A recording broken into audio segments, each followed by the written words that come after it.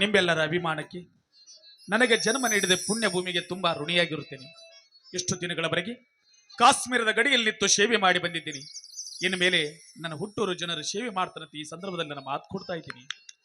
Sir, 35 ವರ್ಷಗಳ ಕಾಲ ದೇಶ ಸೇವೆ ಮಾಡಿ ಮತ್ತೆ ನಮ್ಮ ಗ್ರಾಮಕ್ಕೆ ಆಗಮಿಸಿದ್ದಕ್ಕೆ ತಮಗೆ ಸ್ವಾಗತ ಸುಸ್ವಾಗತ ಸರ್. ಸರ್, ತಮ್ಮ ಶೌರ್ಯ ವೀರ ಪರಾಕ್ರಮಗಳ ಬಗ್ಗೆ ನಾವು ಟಿವಿಯಲ್ಲಿ ಪೇಪರ್ ಮಾಧ್ಯಮದಲ್ಲಿ ಕೇಳಿದ್ದೀವಿ. ಏನ್ ಸರ್ ನೀವು ಗೆದ್ದು ತಿರುಗಿ ಗೆದ್ದಾಗ ಸರ್ಕಾರದವರು ನಿಮಗೆ ಹಣದ ರೂಪದಲ್ಲಿ ಬಕ್ಷಿಸ್ ಅಂತ ಕೊಟ್ರೆ ಆ ಹಣ ನನಗೆ ಬೇಕಾಗಿಲ್ಲ. ನಮ್ಮೂರೊಂದು ಕುಗ್ರಾಮ ಆದರ್ಶ ಗ್ರಾಮವಾಗಬೇಕು ಅಂತ ಹೇಳಿ ಆ ಹಣವನ್ನೆಲ್ಲ ನಮ್ಮೂರಿಗೆ ಕಳಿಸ್ಬಿಟ್ರಿ ಸರ್. ಆ ಹಣದಿಂದ ನಮ್ಮೂರಲ್ಲಿ ರೋಡ್ಗಳಾದವು, ಆಸ್ಪತ್ರೆಗಳಾದವು. ಎಷ್ಟೋ ಬಡ ಮಕ್ಕಳಿಗೆ ಶಿಕ್ಷಣ ಆಗಿದ್ದಿಲ್ಲ ಸರ್. ಎಲ್ಲರೂ ಹಾಗೆ ತಿರುಗ್ತಾ ಇದ್ರು. ಈಗ ಅವರೆಲ್ಲರೂ ಶಿಕ್ಷಣ ಹೊಂದಿ ಒಳ್ಳೆ ಸಂಗೀತ ಮೇಸ್ಟರ್ಗಳಾಗಿದ್ದಾರೆ. ಇದಕ್ಕೆಲ್ಲ ತಮ್ಮ ಪ್ರೀತಿ, ವಿಶ್ವಾಸ, ಅಭಿಮಾನ, ಸಹಕಾರವೇ ಕಾರಣ. ನನಗೆ ಜನ್ಮ ನೀಡಿದವಳು ನನ್ನ ತಾಯಿ, ಹೆಸರು ತಂದುಕೊಟ್ಟವಳು ಭೂತಾಯಿ. ಈ ಪ್ರಪಂಚದಲ್ಲಿ ಪವಿತ್ರವಾದ ಸ್ಥಳಗಳಂದ್ರೆ ಎರಡೇ ಎರಡು. ಒಂದು ಅವ್ವನ ಮಡಿಲು, ಇನ್ನೊಂದು ಅಪ್ಪನ ಹೆಗಲು. ಅವ್ವ ನನಗೆ ಜನ್ಮ ನೀಡಿ ಮೊದಲ ಸಂಸ್ಕಾರದ ಬೀಜವನ್ನು ಬಿತ್ತಿದಳು. ಅಪ್ಪ ಹೆಗಲ ಮೇಲೆ ಕೂಡಿಸಿಕೊಂಡು ಪ್ರಪಂಚವನ್ನೆಲ್ಲ ಅರ್ಥ ಮಾಡಿಸಿದ. ಹೆಗಲ ಮೇಲೆ ಕೈ ಹಾಕಿದ ಸ್ನೇಹಿತರು ಆತ್ಮವಿಶ್ವಾಸ ತುಂಬಿದರು. ಶಿಕ್ಷಕರು ಅಕ್ಷರ ಜ್ಞಾನವನ್ನು ಕೊಟ್ಟರು. ನನ್ನೂರಿನ ಎಲ್ಲ ಗುರು ಹಿರಿಯರು ಅನುಭವದ ಪಾಠವನ್ನು ಹೇಳಿಕೊಟ್ಟರು. ನನ್ನ ಶ್ರೀಮತಿ ಸುಮತಿಯವರು 3 ದಶಕಗಳ ಕಾಲ ನನ್ನ ಜೊತೆಯಲ್ಲಿದ್ದು ನನ್ನ ಕಷ್ಟ ಸುಖದಲ್ಲಿ ಭಾಗಿಯಾಗಿ ಈ ಮನೆಯನ್ನು ನಂದಾದೀಪವಾಗಿ ಬಾಳಿ ಬೆಳಗಿದವಳು. ಇವರೆಲ್ಲರಿಗೆ ನಾನು ತುಂಬಾ ಕೃತಜ್ಞನಾಗಿದ್ದೇನೆ.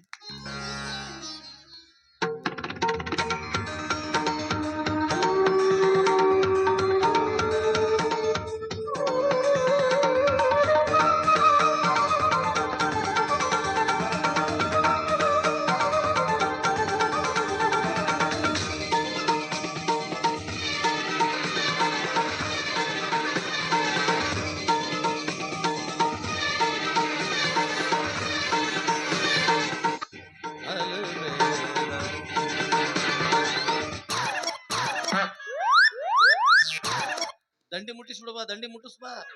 ಮುಟ್ಟೈತೆ.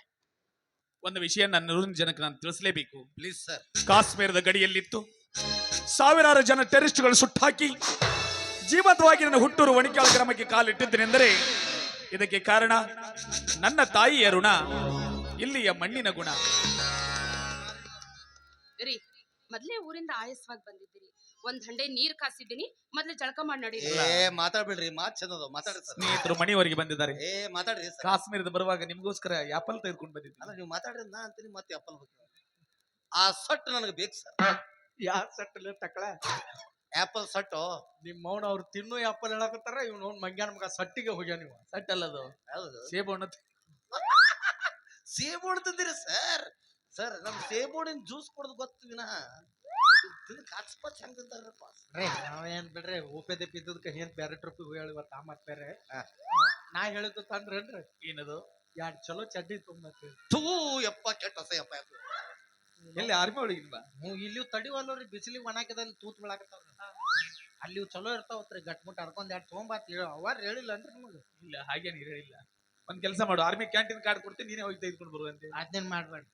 ಕಾರ್ಡ್ ತಗೊಂಡ್ ಕ್ಯಾಂಟೀನ್ ಮುಟ್ಟಿರಂಗಿಲ್ಲ. ಊರನ್ನಾರ ಅರ್ಧ ಮಂದಿ ಫೋನ್ ಹಚ್ತಾರ. ಏನಂತ? 4ರದೊಂದು ತೊಗೊಂಬ, 2ರದೊಂದು ತೊಗೊಂಬ. ಎಂತ ಬಾರ್ ಅಂಗಡಿ ಇಲ್ರಿ, ಬ್ಯಾಡ್ರಿ. ಇನ್ನೊಂದ್ ಮಾದಾಗ ನೀವ ತೊಗೊಂಬರ್ರಿ. ಆಗಿತ್ತು. ಮನಿ ಸ್ವಚ್ಛ ಕಸ ಹೊಡೆದಿಲ್ಲ ನೋಡ್ರಿ, ಯಾಕಂದ್ರೆ ಮೂತ್ ಹಂಗ ಬಿದ್ದಾವ. ಯಾರು ರೀ, ಯಾಪಲ್ ಬೇಕು, ಊರಿಂದ ಬರ್ತೀರಿ ಅಂತ ಹೇಳಿ ನಿಮಗೋಸ್ಕರ ಹೋಳಿಗೆ ಮಾಡಿಟ್ಟಿದ್ದೀನಿ. ಹೋಳಿಗೆ? ನಮಗ್ ಸ್ವೀಟ್ ಆಗಿ ಬರಂಗಿಲ್ಲ. ನನಗೆ ಬಿಟ್ಸ್ ಡೈ ಆಯ್ತಲ್ಲ, ಹಿಂಗಾಗಿ ನಾ ಸ್ವೀಟ್ಸ್ ಮತ್ತೇನ್ ಬೇಕು? ನನಗೆ ಏನಿದ್ರು ಕಟ್ಟು ಕಡದ ಚಡ್ಡ ಅಂದ್ರೆ ಆಯ್ತು, ಮಾಡ್ಕೊಡ್ತೀನಿ. ಬನ್ನಿ, ಫ್ರಿಜ್ ನಾಗ ಇಟ್ಟ ಬಿಟ್ಟಿರ್ತಾರೆ. ಅವ್ರ ಕೈಲಿ ತರಿಸ್ತೀನಿ, ಬಿಸಿ ಮಾಡಿ. ನೋಡಿ, ನಮ್ಮ ಮಗ ಮಹೇಂದ್ರ ಬಂದ. ಆ ಮಹೇಂದ್ರ ಬೆಲೋರೋ 1.7 ಅಂದ್ರೆ ದೀಪದಲ್ಲಿ ಏರಿಸಿ. ನಾನ್ ಹೇಳಿದ್ದು ಗಾಡಿ ಅಲ್ಲ, ಮತ್ತೇನ್ ಹೇಳಿದೆ? ನನ್ನ ಮಗ ಮಹೇಂದ್ರ. ಇವ್ರ ಯಾವ್ದೇ ಬಾಡಿ ಅದು? ಅವಲೇ ನಿಮ್ಮಲ್ಲಿ ತಿನ್ನೋದ್ ನಾ ಬಾಯಿ ಬಡದಲ್ಲಿ ನಿನಗ. ಯಪ್ಪ, ಅವ ರಾಕ್ಷಸ. ಯಪ್ಪ, ಎಂತ ಮಗು ಜನ್ಮ ಕೊಟ್ಬಿಟ್ರಿ ಸರ್ ನೀವು. ಯಾಕೆ, ಏನಾಯ್ತು? ಕಟ್ ಉಡಾಳದಲ್ರಿ ಅವ. ನಮ್ ರೊಕ್ಕ ಕರ್ಸ್ಕೊಂಡು ನಾವು ತಿನ್ನಕತ್ತ ಸರಿ ಪಟ್ ಬಾಯಿ ಬಿಡ್ತಾನ್ರಿ ಅವ. ಯಪ್ಪ, ನಾವು ಇರಂಗಿಲ್ಲಪ್ಪ. ಜಗಳ ಗಂಟದನ್ರಿ ಅವ, ಉಪೇದಿಪ್ಪದನ್ರಿ ಅವ. ಇವತ್ತು ಊರಿಂದ ನಿಮ್ಮಪ್ಪ ಬರ್ತಾರಂತ ಗೊತ್ತು ತಾನೆ? ರೈಲ್ವೆ ಸ್ಟೇಷನ್ಗೆ ಹೋಗಿ ನಿಮ್ಮಪ್ಪನ ಕರ್ಕೊಂಡ್ ಬರೋದೇನ ಬಿಟ್ಟು ಎಲ್ಲಿಗೆ ಹೋಗಿದ್ಯೋ ಊರು ಸುತ್ತೋಕೆ? ಮಹೇಂದ್ರ, ನನ್ನ ಸ್ವಾಗತ ಮಾಡಬೇಕೆಂದು ನನ್ನ ಊರಿನ ಜನರು ರೈಲ್ವೆ ಸ್ಟೇಷನ್ ವರೆಗೆ ಬಂದಿದ್ರು. ಆ ಸಾವಿರಾರು ಜನಗಳ ಮಧ್ಯೆ ನನ್ನ ಕಣ್ಣುಗಳು ನಿನ್ನನ್ನು ಹುಡುಕ್ತಾ ಇದ್ದು ಅಲ್ಲೆಲ್ಲೂ ನಿನ್ನ ಸುಳಿವೆ ಸಿಗ್ಲಿಲ್ಲ. ಹೋಗ್ಲಿ ಬಿಡು, ಈಗಲಾದ್ರೂ ಬಂದಿಯಲ್ಲ. ಹೇಗಿದೆಯೋ ಕಂದ? ಹೇಗಿದೀಯಾ? ಯಾಕೆ ಕಾಣ್ತಾ ಇದ್ದೇನೆ ಅಂದೆ? ಯಾಕೆ ಕಾಣ್ತಾ ಇದ್ದೇನಂದ್ರೆ ಏನಾಯ್ತು? ನನ್ನ ಮಗ ಅಂದ ಮೇಲೆ ಒಳ್ಳೆ ಮಣ್ಣಮತ್ತ ಇದ್ದಾಗ ಇದೆಯಲ್ಲ. ಯಾರೇ ಹುಡುಗಿ? ಇವಳು ನನ್ನ ಹೆಂಡತಿ ಅದಾಳ, ಶರ್ಮಿಳಾ ಅಂತ. ನಿನ್ನ ಹೆಂಡತಿ ಶರ್ಮಿಳನ? ಹಾ ನನ್ನ ಹೆಂಡತಿ ಶರ್ಮಿಳಾ. ಅಲ್ಲಪ್ಪ, ಏನ್ ಹೇಳ್ತಾ ಇದೀಯೋ ನೀನು? ನೀನ್ ಹೇಳ್ತಿರೋ ಮಾತು ಕರೆನ ಐತಿವ? ಕರೆನ ಐತಿ. ಇವಳು ನಾನು ಪ್ರೀತಿ ಮಾಡಿದ ಹುಡುಗಿ ಅದಾಳ. ಅದಕ್ಕಾಗಿ ರಿಜಿಸ್ಟರ್ ಆಫೀಸ್ ಹೋಗಿ ಮ್ಯಾರೇಜ್ ಮಾಡಿಕೊಂಡು ನೇರವಾಗಿ ಮನೆಗೆ ಬಂದಿದ್ದೀನಿ. ಇನ್ನು ಮುಂದೆ ಈಕೆ ಮನೆಯಾಗ ಇರ್ತಾಳು. ಇಷ್ಟೇ ಸಾಕು, ಇನ್ನು ನಾನು ಏನಾದ್ರೂ ಹೇಳಬೇಕು?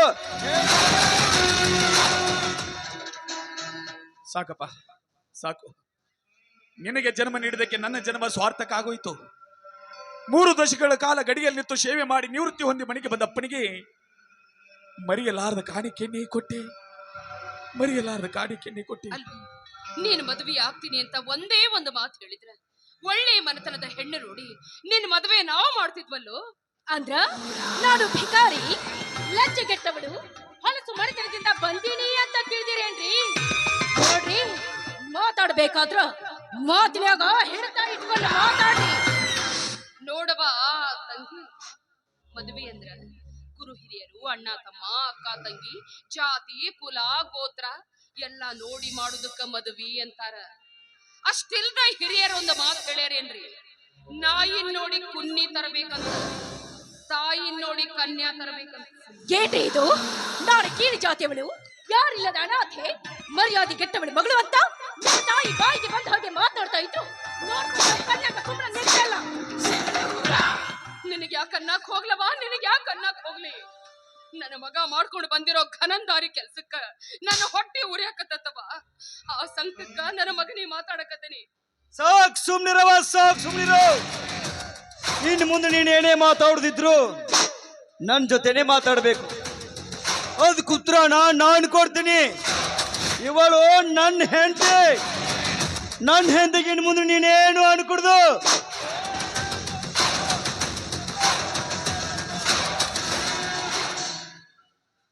ಸುಮತಿ, ಒಂದೇ ಒಂದು ಕತ್ತಿರೋ ಅಗಸ ಅದನ್ನ ಕುದುರೆ ತರ ಬೆಳೆಸ್ತಾನಂತೆ.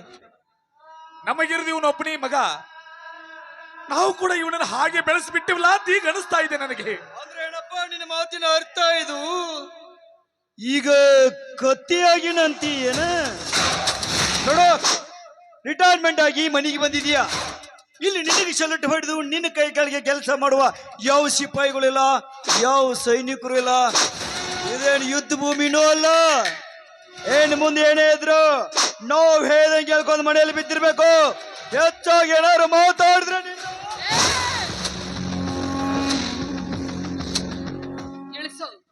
ಇಳಿಸೋ ಕೈನ. ಯಾರ ಮೇಲೆ ಕೈ ಮಾಡಕತ್ತೀಯೋ? ಇವರಂದ್ರ ಯಾರು ಅಂತ ತಿಳಿದಿ?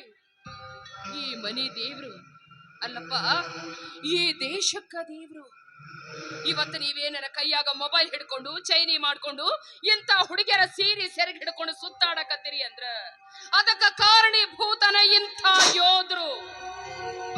ಮನಿ ಮಠ ಹೆಂಡತಿ ಮಕ್ಕಳು ಎಲ್ಲಾರನ್ನು ಬಿಟ್ಟು ಚಳಿ ಗಾಳಿ ಮಳಿ ಏನನ್ನೂ ಲೆಕ್ಕಿಸ್ತ ತಮ್ಮ ಜೀವದ ಮ್ಯಾಲಿನ ಹಕ್ಕು ತೊರೆದು ನಮ್ಮ ದೇಶದ ಗಡಿ ಕಾಯ್ತಾನಲ್ಲ ಯೋಧ. ಇಂಥ ನನ್ನ ದೇವರಿಗೆ ಎದುರುತ್ತರ ಕೊಡ್ತೀಯ? ತಪ್ಪಾಯ್ತು ಅಂತ ಇವರ ಕಾಲಿಗೆ ಬಿದ್ದು ಕ್ಷಮೆ ಕೇಳು. ಸುಮತಿ, ಈಗ ಬೈದ ಒದರಾಡಿದರೆ ಏನು ಪ್ರಯೋಜನ? ಮಕ್ಕಳನ್ನು ಹೇಗೆ ಬೆಳೆಸಬೇಕಂತ ಹಿರಿಯರಿಗೆ ಗೊತ್ತಿರಬೇಕು. ಒಬ್ಬನೇ ಮಗ ಅಂತ ಅವನಿಗೆ ಕಷ್ಟ ಕುಡಿದು ಅವನು ಇಷ್ಟದಾಗಿ ಬೆಳೆಸಿಬಿಟ್ಟಿವಲ್ಲ, ಅದರ ಪ್ರತಿಫಲ ಇದು. ಮಕ್ಕಳಿಗೆ ಶಾಲೆ ಕಲಿಸಬೇಕು ನಿಜ, ಅದ್ರ ಜೊತೆ ಸಂಸ್ಕಾರ ಕಲಿಸಬೇಕು, ಜೊತೆಗೆ ದುಡ್ಡಿನ ಬೆಲೆ ತಿಳಿಸ್ಕೊಡ್ಬೇಕು. ಅಂದಾಗ ಮಾತ್ರ ಜನ್ಮ ಸ್ವಾರ್ಥಕ್ಕಾಗ್ತದೆ. ಇಲ್ಲದೆ ಹೋದ್ರೆ ನಮ್ಮಂತ ತಂದೆ ತಾಯಿಗಳು ಇಂಥ ಸಂಘರ್ಷ ಸರಮಾಲಿ ಎದುರಿಸಬೇಕಾಗುತ್ತದೆ ಅನ್ನೋದಕ್ಕೆ ನಾವೇ ಜೀವಂತ ಉದಾಹರಣೆ ಕಣೆ, ನಾವೇ ಜೀವಂತ ಉದಾಹರಣೆ. ತಾಯಿ ಆದವಳು ತನ್ನ ಮಗುನ 9 ತಿಂಗಳು ಗರ್ಭದಲ್ಲಿಟ್ಟು ಕಾಪಾಡ್ತಾಳೆ. ತದನಂತರ ಸಾವು ಬದುಕಿನ ಮಧ್ಯೆ ಹೋರಾಟ ನಡೆಸಿ ಹೊರ ಪ್ರಪಂಚಕ್ಕೆ ಕರೆತರ್ತಾಳೆ. ಆ ಹಕ್ಕಿಗೆ ರೆಕ್ಕೆ ಪುಕ್ಕ ಎಲ್ಲ ಬಲತ ಮ್ಯಾಗ ಪಕ್ಕದಾಗ ಇಂತ ಒಬ್ಬಕ್ಕೆ ಸುಂದರಿ ಸಿಕ್ಕ ಮ್ಯಾಗ ಹೆತ್ತವರನ್ನೇ ಮರ್ತು ಬಿಡ್ತಾರ್ರಿ, ಮರ್ತು ಬಿಡ್ತಾರ. ಮುಗಿತೇನವ ಮಾತಾಡ್ದೆಲ್ಲ ಮುಗಿತೇನು? ಇನ್ನು ಎಷ್ಟು ಸಲ ಹೇಳ್ಬೇಕು ನಾನು ಬಾಯಿ ಮುಚ್ಕೊಂಡು ಸುಮ್ನೀರು ಅಂತ? ನೀನು ನನ್ನ ಪಾಲಿನ ತಾಯಿಯಲ್ಲ, ನನ್ನ ಪಾಲಿನ ತಾಯಿ.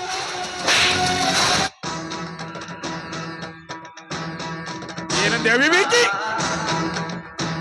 9 ತಿಂಗಳು ಹೆತ್ತು ಹೊತ್ತು ಎದೆ ಹಾಲು ಕುಡಿಸಿ ಜೋಪಾನ ಮಾಡಿ ತಾಯಿ ಬಗ್ಗೆ ಇಷ್ಟೊಂದು ಕೇಳದ ಮಾತಾಡ್ತಾ ಇದೀಯಾ? ನೀನ್ ಏನು ಉಸಿರಾಡ್ತಿದಿ ನೋಡು, ಆ ಉಸಿರಿನ ಒಂದೊಂದು ಕಣನು ನಿನ್ನ ತಾಯಿ ನೀಡಿದ ಭಿಕ್ಷೆಗಳು, ಭಿಕ್ಷೆ. ಸುಮತಿ, ಇಂಥ ಕೆಟ್ಟ ಹುಳ ನಮ್ಮ ಹೊಟ್ಟೆಯಲ್ಲಿ ಹುಟ್ಟುತ್ತದೆ ಮೊದಲೇ ಗೊತ್ತಿದ್ರ ಹುಟ್ಟಿದಾಕ್ಷಣ ಇಬ್ರು ಗಟ್ಟಿ ಜೀವ ಮಾಡಿ ಸುಟ್ಟು ಹಾಕಿ ಬಿಡ್ತಾ ಇದ್ವಿ.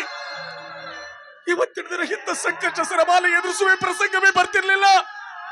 ಅಷ್ಟಿಲ್ದ ಹೇಳ್ಯಾರೇನ್ರಿ, ಮುತ್ತು ಕೊಡೋಳು ಬಂದಾಗ ತುತ್ತಿಟ್ಟವಳನ್ನ ಮರೆತು ಬಿಡುವುದು ಈ ಲೋಕದ ರೂಢಿ ಅಂದ್ರ ಏನ್ರಿ ನಿಮ್ ಮಾತಿನ ಅರ್ಥ? ಏನ್ ಅರ್ಥ? ಇಷ್ಟಕ್ಕೆಲ್ಲ ನಾನ ಕಾರಣ ಅಂತೀರೇನು? ನಾ ನಿಮ್ಗ ಮೊದಲ ಬಡ್ಕೊಂಡಿ ನನ್ನ ಬೆನ್ನ ಹತ್ತಿ ಬರ್ಬ್ಯಾಡ್ರಿ, ಪ್ರೀತಿ ಪ್ರೇಮ ಅಂತ ನನ್ನ ನಂಬಿಸ್ಬ್ಯಾಡ್ರಿ ಅಂತ ನನ್ನ ಮಾತನ್ನ ನೀವೆಲ್ಲಿ ಕೇಳ್ತೀರಾ? ನಿಮ್ಮ ಗಂಡ ಹತ್ರ ಇಷ್ಟು ಹೆತ್ತವರ ಗುಲಾಮರಾಗಿ ಬಿದ್ದಿರ್ತೀರಾ? ಸುಮ್ನ ಅವ್ರು ಹೇಳಿದಂಗ ಅವ್ರು ತೋರಿಸಿದವ್ರನ್ನ ಮದುವೆ ಮಾಡ್ಕೊಂಡು ಮನೆಯಾಗ ಬಿದ್ದಿರ್ಬೇಕು. ಅದನ್ನ ಬಿಟ್ಟು ನಮ್ಮಂತ ಅಮಾಯಕ ಹುಡುಗಿಯರನ್ನ ನಂಬಿಸಿ ನಮ್ಮ ಜೀವನ ಯಾಕೆ ಹಾಳು ಮಾಡ್ತೀರಾ? ಯಾಕೆ ಹಾಳು ಮಾಡ್ತೀರಾ? ಏನ್ ಸಮಾಧಾನ? ನೋಡಮ್ಮ, ನೀನು ಯಾರು ಎತ್ತ ಅಂತ ಒಂದು ಗೊತ್ತಿಲ್ಲ ನಮಗೆ. ನನ್ನ ಮಗನ ಕೈ ಹಿಡ್ಕೊಂಡು ಈ ಮನೆಗೆ ಬಂದಿದೀಯ. ಎತ್ತವರು ತಮ್ಮ ಮಕ್ಕಳ ಬಗ್ಗೆ 10 ಕನಸು ಕಟ್ಕೊಂಡಿರ್ತಾರೆ. ಹಾಗೆ ನಮಗಿರುವುದು ಇವನು ಒಬ್ಬನೇ ಮಗ. ಈ ಒಬ್ಬನೇ ಒಬ್ಬ ಮಗನ ಬಗ್ಗೆ ಬೆಟ್ಟದಷ್ಟು ಕನಸು ಕಟ್ಕೊಂಡಿದ್ವಿ. ಆ ಕನಸು ಇಷ್ಟು ಬೇಗ ಒಡೆದು ನುಚ್ಚು ನೂರಾಗುತ್ತದೆ ಅಂತ ನಾನು ಭಾವಿಸಿರ್ಲಿಲ್ಲ. ನೀವು ಕಣ್ಣೀರ್ ಹಾಕ್ತಾ ಇದ್ರ ಬೇಡರಿ. ಯುದ್ಧ ಭೂಮಿಯಲ್ಲಿ ವೈರಿಗಳನ್ನ ಸೆದೆ ಬಡಿಯುವಂತ ವೀರ ಯೋಧರು ನೀವು. ನಿಮ್ಮೆದೆಯಲ್ಲಿ ಸೇಡಿನ ಕಿಚ್ಚಿರಬೇಕೇ ವಿನಃ ಯಾವುದೇ ಕಾರಣಕ್ಕೂ ಕಣ್ಣೀರು ಹಾಕ್ಬಾರ್ದು ರೀ, ಹಾಕ್ಬಾರ್ದು. ಸುಮತಿ, ನಾನು ಗಡಿ ಕಾಯ್ತಿರ್ಬೇಕಾದ್ರೆ ಒಳಗೆ ನುಗ್ಗಿ ಬರುವ ಕೇಳಿಗೆ ಯಾಕೆಲ್ಲದೆ ಕೊಂದು ಹಾಕ್ತಾ ಇದ್ದೆ. ಈ ನನ್ನ ಕೈನ ಕೋವಿಡಿಂದ ಕ್ಷಣಾರ್ಧದಲ್ಲಿ ಸುಟ್ಟು ಬಿಸಾಕ್ತಾ ಇದ್ದೆ. ಆದ್ರೆ ಏನ್ ಮಾಡೋದು? ಈ ನನ್ನ ಸಂಸಾರ ಎಂಬ ಗೂಡಿನಲ್ಲಿ ಈ ಮಗನೆಂಬ ಗೆದ್ದಲು ಹುಳು ತುಂಬಿಕೊಂಡು ಬಿಟ್ಟಿದೆಯಲ್ಲ, ಇದಕ್ಕೇನ್ ಮಾಡ್ಲಿ? ಮತ್ತೇನು ಮಾಡುವುದೈತಿ? ಕಟ್ಟಿದ ಗೂಡನ್ನೇ ಹೊಡಿಬೇಕೆಂದಾಗ ಜೇನಿನ ಹುಳು ಮತ್ತೊಂದು ಗೂಡನ್ನೇ ಕಟ್ಟುತ್ತೇ ವಿನಃ ಗೂಡು ಹೋಯಿತಲ್ಲ ಅಂತ ಸತ್ತು ಹೋಗಂಗಿಲ್ರಿ, ಸತ್ತು ಹೋಗಂಗಿಲ್ಲ. ತುಂಬಾನೇ ಅರ್ಥವಾಯ್ತು. ನಾವು ಪ್ರೀತಿ ಮಾಡಿ ಮದುವೆ ಮಾಡ್ಕೊಂಡು ಬಂದಿದ್ದು ಊರಿಗೆ ಇಷ್ಟ ಇಲ್ಲ ಅಂತ ಅನಿಸುತ್ತೆ. ಹೀಗಿರುವಾಗ ಈ ಹಾಳಾದ ಮನೆಯಲ್ಲಿ ನಾವು ಇರುವುದೇ ಬೇಡ. ಪ್ರಪಂಚ ಬಲು ವಿಶಾಲವಾಗಿದೆ. ದೂರ ದೂರ ಅಪ್ಪ ಮಹೇಂದ್ರ, ನಿಲ್ಲಪ್ಪ. ಏನಂದೆ ನೀನು?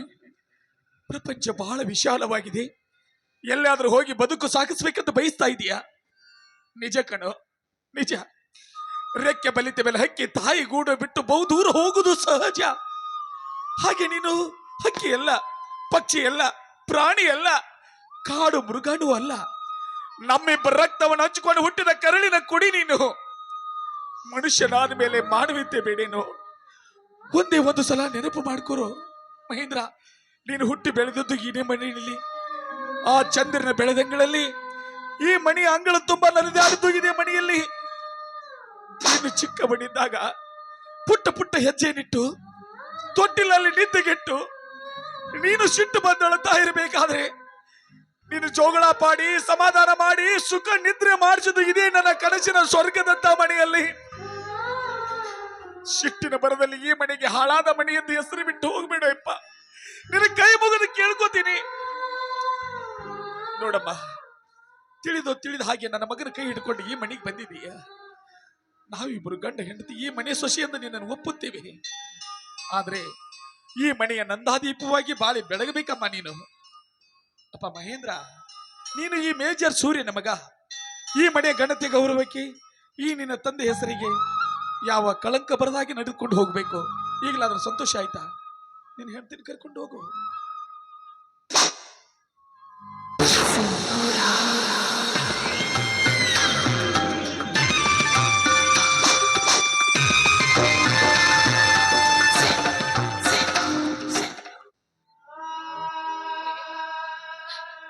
ದಯವಿಟ್ಟು ನನ್ನನ್ನು ಕ್ಷಮಿಸ್ಬಿಡಿ. ನಿಮ್ಮ ಆಸೆಯಂತೆ ಮಗನನ್ನ ಬೆಳೆಸೋದಕ್ಕೆ ನನ್ನಿಂದ ಆಗ್ಲಿಲ್ಲ ರೀ, ನನ್ನಿಂದ ಆಗ್ಲಿಲ್ಲ. ಸುಮತಿ, ಯಾವ ಜನ್ಮದ ಕರ್ಮದ ಫಲಾನೋ ಏನೋ, ನಾವು ಅನ್ಕೊಂಡ ರೀತಿ ನಮ್ಮ ಇಷ್ಟದಂತೆ ನಮ್ಮ ಮಗ ಬೆಳಿಲಿಲ್ಲ ಕಣೆ, ನಮ್ಮ ಮಗ ಬೆಳಿಲಿಲ್ಲ. ಆದ್ರೆ ಸಸಿ ಇದ್ದಾಗ ಬಾಗಿದ ಮರ ಹೆಮ್ಮರವಾದ ಮೇಲೆ ಬಾಗುವುದೇನೆ. ಆದ್ರೆ ಈ ಮರ ಈಗ ಬೆಳೆದು ಹೆಮ್ಮರವಾಗಿ ನಿಂತಿದೆ. ಯಾವುದೇ ಪಕ್ಷಿ ಸಂಕುಲಗಳಿಗೆ ಆಶ್ರಯ ನೀಡ್ತಾ ಇಲ್ಲ. ತಂಪನ್ನು ಆಶ್ರಯಿಸಿ ಬಂದವರಿಗೆ ತಂಪನ್ನು ಎರಿತಾ ಇಲ್ಲ. ಹಸಿದು ಬಂದವರಿಗೆ ಹಣ್ಣು ಕೊಡ್ತಾ ಇಲ್ಲ. ಇದೊಂದು ಬೃಹದಾಕಾರವಾಗಿ ಬೆಳೆದು ನಿಂತ ಬರಡು ಮರ ಕಣೆ, ಬರಡು ಮರ. ಬಡಿದು ಬೈದು ಹೇಳಲು ಇವನೇನು ಚಿಕ್ಕವನೆಲ್ಲ. ಯಾಕೆ ಚಿಂತೆ ಮಾಡ್ತೀಯ ನೀನು? ಆ ಭಗವಂತನ ತೋರೋ ದಾರಿಯಲ್ಲಿ ನಡೆದಿರುವ ಯಾತ್ರಿಕರಷ್ಟೇ ನಾವು. ಆ ಭಗವಂತ ಹೇಗೆ ದಾರಿ ತೋರಿಸ್ತಾನೋ ಹಾಗೆ ಜೀವನ ಸಾಕ್ಷಿದ್ರಾಯ್ತು. ಯಾವ್ದಕ್ಕೂ ನೀನು ನೃತ್ಯಗಿಡಬೇಡ. ನೋಡಿ ಒಳಗೆ ದುಡ್ಡು ಬಂದಿರ್ಬೇಕಲ್ಲ. ದುಡ್ಡು ಬಂದಿದೆಯಪ್ಪ. ಅಲ್ಲಪ್ಪ, ನಿಮ್ಮಪ್ಪ ರಿಟೈರ್ಡ್ ಆಗಿ ಊರಿಂದ ಇವತ್ತಾನೇ ಬಂದಿದ್ದಾರೆ. ನಿನ್ ಕೈ ಮುಗಿತೀನಿ ಬಾ. ಸುಮ್ಮನೆ ಕೇಳಿ ಬಿಡು, ಏನಾಗಿದೆ ಈಗ ಅಂತದ್ದು? ಕೇಳಿ ಬಿಡು, ಏನಾಯ್ತು? ದುಡ್ಡು ಎಷ್ಟು ಬಂದಿದೆ ಅಂತ ಕೇಳ್ತಾ ಇದ್ದೇನೆ. ಗ್ರಾಜ್ಯುಟಿ, PF, 7 ಪಗಾರ ಸೇರಿಸಿ ಒಂದು 51 ಲಕ್ಷ ಬಂದಿದೆ. ಇನ್ನೂ 20 ಲಕ್ಷ ಕಡಿಮೆ ಆಗುತ್ತೆ ಅಲ್ಲ, ಏನ್ ಮಾಡ್ಬೇಕು? ಹಾ, ಆ ದುಡ್ಡು ನನಗ್ ಬೇಕು. ಅಷ್ಟೊಂದು ದುಡ್ಡು ನಿನಗೆ ಬೇಕಾ? ಎಸ್. ಅಷ್ಟೊಂದು ದುಡ್ಡು ಯಾಕೆ ಬೇಕಂತ ಕಾರಣ ಕೇಳು. ಸ್ನೇಹಿತನ ಜೊತೆಗೂಡಿಕೊಂಡು ಪಾರ್ಟ್ನರ್ಶಿಪ್ ನಲ್ಲಿ ಬಿಸ್ನೆಸ್ ಮಾಡ್ಬೇಕಂತ ಮಾಡಿದ್ದೇನೆ. ಸ್ನೇಹಿತನಿಗೆ ಮಾತು ಕೊಟ್ಟೆ ಬಂದಿದ್ದೀನಿ, ಹಣನ ನಾಳೆನೇ ತರ್ತೀನಂತ. ಆದಷ್ಟು ಬೇಗ ದುಡ್ಡು ನನ್ನ ಅಕೌಂಟ್ ಸೇರಬೇಕು ಅಷ್ಟೇ. ಕೊಡ್ತೀನಿ ಕಂದ, ನಿನಗೆ ಕೊಡ್ಲಾರ್ದೆ ಮತ್ತೆ ಯಾರಿಗೆ ಕೊಡ್ಲಿ ಹೇಳು ನೋಡೋಣ. ಆದ್ರೆ ಆ ದುಡ್ಡು ಹೇಗೆ ಬಂದಿದೆ ಅಂತ ನಿನಗೆ ಮನವರಿಕೆ ಆಗಬೇಕಲ್ಲ. ಕಾಶ್ಮೀರದ ಗಡಿಯಲ್ಲಿತ್ತು ಶತ್ರುಗಳ ಜೊತೆ ಹೋರಾಡಿ ನನ್ನ ಪ್ರಾಣವನ್ನೇ ಪಣಕ್ಕಿಟ್ಟು ನಿನ್ನ ಬದುಕಿನ ಸಲುವಾಗಿ ಉಳಿಸಿ ತಂದ ಹಣ ಕಣೋದು. ಜೊತೆಯಲ್ಲಿದ್ದ ಸ್ನೇಹಿತರು ಮೋಜು ಮಸ್ತಿ ಮಾಡಿ ಹಣವನ್ನೆಲ್ಲ ನೀರಿನಾಗಿ ಖರ್ಚು ಮಾಡ್ತಿರ್ಬೇಕಾದ್ರೆ ಯಾವುದೇ ನನ್ನ ಬಾಯಿ ಚಪ್ಪಲಕ್ಕೆ ಆಸ್ಪದ ಕೊಡದೆ ಸರ್ಕಾರ ಕೊಟ್ಟ ಬಟ್ಟೆಯನ್ನು ತೊಟ್ಟುಕೊಂಡು ಅವರು ಕೊಟ್ಟ ಅನ್ನವನ್ನು ಉಂಡು ನಿನ್ನ ಬದುಕಿನ ಸಲುವಾಗಿ ಗಳಿಸಿ ತಂದ ಹಣ ಕಣೋದು. ರಜಾ ದಿನಗಳಲ್ಲಿ ಊರಿಗೆ ಬಂದು ಗಂಡ ಹೆಂಡರು ಸಂತೋಷವಾಗಿ ಕಾಲ ಕಳೆಯಬೇಕಾದ ರಜಾ ದಿನಗಳನ್ನ ಸರ್ಕಾರಕ್ಕೆ ಮಾರ್ಕೊಂಡು ನನ್ನ ರಜಾ ದಿನಗಳಲ್ಲಿ ನನ್ನ ಸೇವಾ ದಿನಗಳನ್ನು ಅಲ್ಲೇ ಸಲ್ಲಿಸಿ ನಿನ್ನ ಬದುಕಿನ ಸಲುವಾಗಿ ಗಳಿಸಿ ತಂದ ಹಣ ಕಣೋದು. ಇಂದಿಲ್ಲ ನಾಳೆ ನ್ಯಾಯಸಮ್ಮತವಾಗಿ ನಿನಗೆ ಸೇರ್ಬೇಕಾದದ್ದು. ನಾಳೆ ಯಾಕೆ ಹಿಂದೆ ಸೇರ್ಲಿ ಬಿಡು. ನಿನ್ನ ಅಕೌಂಟ್ ನಂಬರ್ ಇದರಲ್ಲಿ ಮೆನ್ಷನ್ ಮಾಡು. ನಾಳೆ ದಿನ ಹಂತ ಹಂತವಾಗಿ ನಿನಗೆ ಅಕೌಂಟ್ಗೆ ನಾನು ಟ್ರಾನ್ಸ್ಫರ್ ಮಾಡ್ತೀನಿ.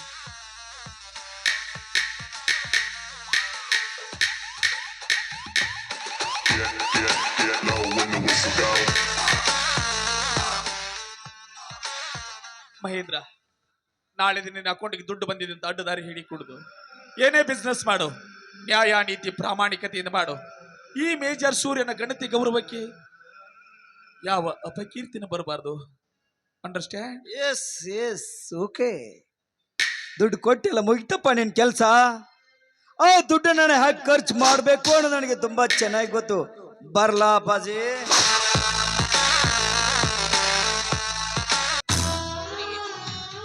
ಏನ್ರಿ ಇದೆಲ್ಲ? ಮಗ ಕೇಳ್ದ ರಿಟೈರ್ಡ್ ಆಗಿ ಬಂದಿರೋ ದುಡ್ಡನ್ನೆಲ್ಲ ಎತ್ತು ಕೊಟ್ಬಿಟ್ರಲ್ಲ. ಮುಂದೆ ನಮ್ಮ ಜೀವನದ ಗತಿ ಏನ್ರಿ?